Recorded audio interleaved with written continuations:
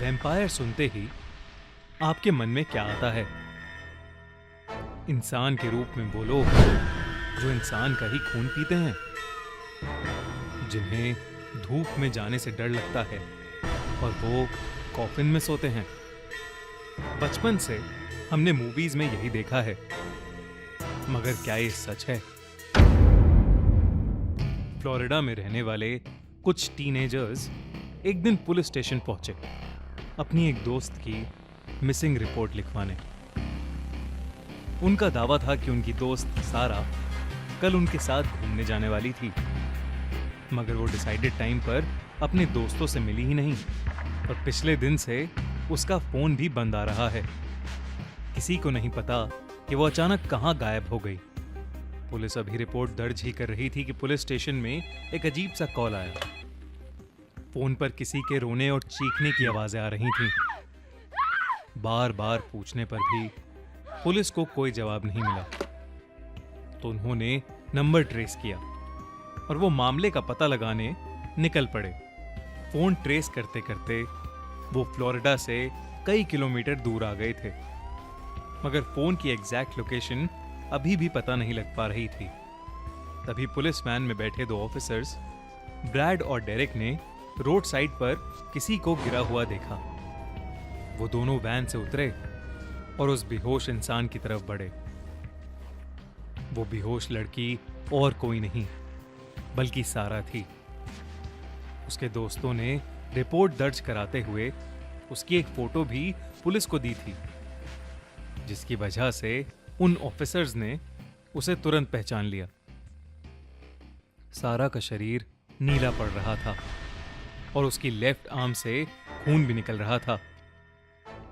Police ने उसे उठाया और जल्द से जल्द हॉस्पिटल ले गए। सारा को एग्जामिन करने के बाद डॉक्टर्स ने पुलिस को यह बताया कि 2 दिन तक लगातार सारा के शरीर से खून निकाला गया है और इसी वजह से वो इतनी कमजोर पड़ गई है।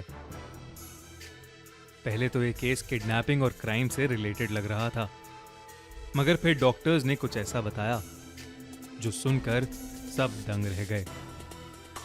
उसके 3 दांत गायब थे, उसके हाथों पर जलने के निशान थे और उसकी पीठ पर एक अननोन लैंग्वेज में कुछ लिखा हुआ था। ये सब देखने के बाद ब्रैड और डेरेक को विश्वास हो चुका था कि सारा को किसी बहुत ही डेंजरस ग्रुप ने किडनैप किया था। ब्रैड ने अपने साथी डेरेक को सारा के कपड़ों से मिले सैंपल्स दिए और उससे जितनी भी इंफॉर्मेशन निकल सकती थी डेरेक को निकालने को कहा। ब्रैड खुद भी उसी रात इन्वेस्टिगेशन के लिए निकल गया था। तकरीबन 1 घंटा गाड़ी चलाने के बाद वो शहर से दूर जंगल में पहुंच चुका था। उसे वो जगह मिल गई जहां सारा उन्हें मिली थी। वो उसी रास्ते पर और आगे जाने लगा, लेकिन थोड़ी देर बाद ब्रैड वहीं पहुंच गया जहां से उसने चलना शुरू किया था। उसे कुछ समझ नहीं आ रहा था कि आखिरकार उसके साथ ये सब क्या हो रहा है। तभी उसे दिखा कि खून से लथपथ कुछ अजीब से दिखने वाले लोग उसकी गाड़ी के पास आ रहे हैं। उन सभी के चेहरे बहुत भयानक लग रहे थे और वो धीरे धीरे ब्रैड की तरफ बढ़ रहे थे। ब्रैड बहुत डर गया था। उसने हड़बड़ा के पीछे वाली सीट से अपनी गन उठाई और उन लोगों की तरफ तानी, मगर वो ये देखकर शॉक हो गया कि अब वहां कोई था ही नहीं।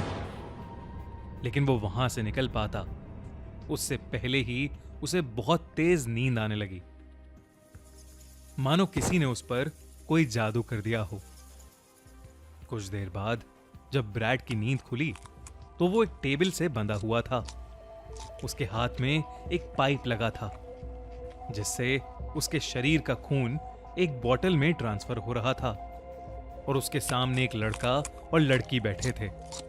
वो दोनों नॉर्मल इंसानों जैसे लग रहे थे। नॉर्मली आपस में बात कर रहे थे और खाना खा रहे थे, मगर उनके खाने के पास एक बोतल पड़ी थी जिसमें खून भरा हुआ था और वो दोनों उसे बारी बारी करके पी रहे थे। ब्रैड ये देखकर चौंक उठा और समझ गया कि वो दोनों शायद वैम्पायर्स हैं। ब्रैड ने अपनी नजर घुमाई तो उसने देखा कि उस कमरे में कुछ काला जादू करने का सामान पड़ा है। वहीं ढेर सारे दांत पड़े हैं जो कि काली शक्तियों को खुश करने का जरिया होते हैं। उसे अब सब कुछ समझ आ चुका था, ये भी कि सारा को भी इन्हीं लोगों ने पकड़ा होगा। रात आते आते ब्रैड के शरीर में बिल्कुल ताकत नहीं बची थी, मगर फिर भी हिम्मत करके उसने किसी तरह अपने हाथों की रस्सी खोली और उस घर से भाग निकला। बाहर निकलकर उसे एक फोन बूथ दिखा जहां से उसने पुलिस स्टेशन कॉल किया और लकीली फोन डेरेक ने उठाया। ब्रैड उसे सब कुछ बताया जा रहा था, लेकिन डेरेक को ब्रैड की आवाज ही नहीं आ रही थी, बल्कि उसे किसी के रोने और चिल्लाने की आवाज आ रही थी। डेरेक ने उस फोन कॉल को ट्रेस किया और वो उसी रास्ते पर निकल गया। कुछ ही दूर जाकर उसे ब्रैड दिखा। वो उसी जगह गिरा पड़ा था जिस जगह उन्हें सारा पड़ी मिली थी। डेरेक ब्रैड को तुरंत हॉस्पिटल लेकर गया, लेकिन कुछ ही पलों में ब्रैड ने दम तोड़ दिया। उधर सारा भी ज्यादा दिन बच नहीं पाई और खून की कमी से उसकी भी मौत हो गई। ये सब होने के बाद डेरेक ने हर दिन हर रात उस जगह की इन्वेस्टिगेशन करनी शुरू कर दी। कुछ समय बाद उसे जंगल के बीचों बीच एक कच्चा सा घर मिला, जिसके बाहर एक टूटा हुआ फोन बूथ भी था। उस घर में कोई नहीं था।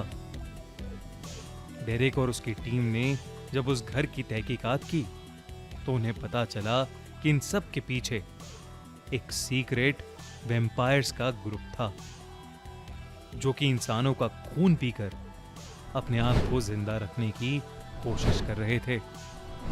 और ये सब करने के लिए वो काले जादू का इस्तेमाल कर रहे थे।